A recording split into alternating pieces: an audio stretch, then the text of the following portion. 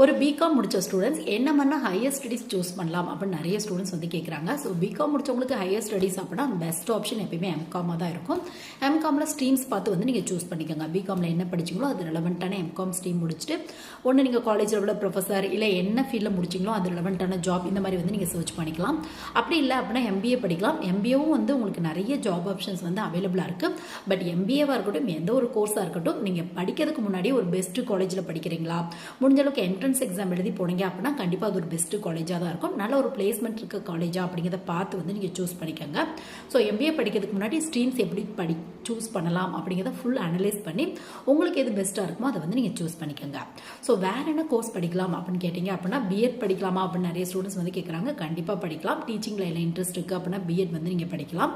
So நிறைய students MCA படிக்கலாமா, எம்சிஏக்கு eligible இருக்கா அப்படின்னு வந்து கேட்குறாங்க. இது வந்து காலேஜ் பொறுத்து ரூல்ஸ் வந்து சேஞ்ச் ஆகுது. உங்களுக்கு நீங்கள் ஒரு ஹை லெவல் காலேஜ் போகிறீங்க அப்படின்னா கண்டிப்பாக வந்து பிகாம் முடிச்சவங்களுக்கு எம்சிஏ அப்படிங்கிறது அட்மிஷன் பார்த்து தான் கொண்டு கொடுப்பாங்க. முக்கியமாக நீங்கள் +1+2 எடுத்த குரூப்பில் மேக்ஸ் இருக்குது அப்படின்னா ஒரு சில இடத்துல கொடுக்குறதுக்கான வாய்ப்புகள் இருக்குது. பட் நீங்கள் ஒரு ஆவரேஜான காலேஜ், ரொம்ப பிலோ ஆவரேஜ் காலேஜில் ட்ரை பண்ணுறீங்க அப்படின்னா அவங்களுக்கு அட்மிஷன் கிடைச்சா போதும் அப்படின்னு சொல்லி உங்களுக்கு அட்மிஷன் தரதுக்கான வாய்ப்புகள் இருக்குது. ஸோ பிகாம் முடிச்சவங்க எம்சிஏ படிக்கலாமா அப்படின்னு கேட்டிங்க அப்படின்னா இது காலேஜ் பொறுத்து ரூல்ஸ் வந்து சேஞ்ச் ஆகுது.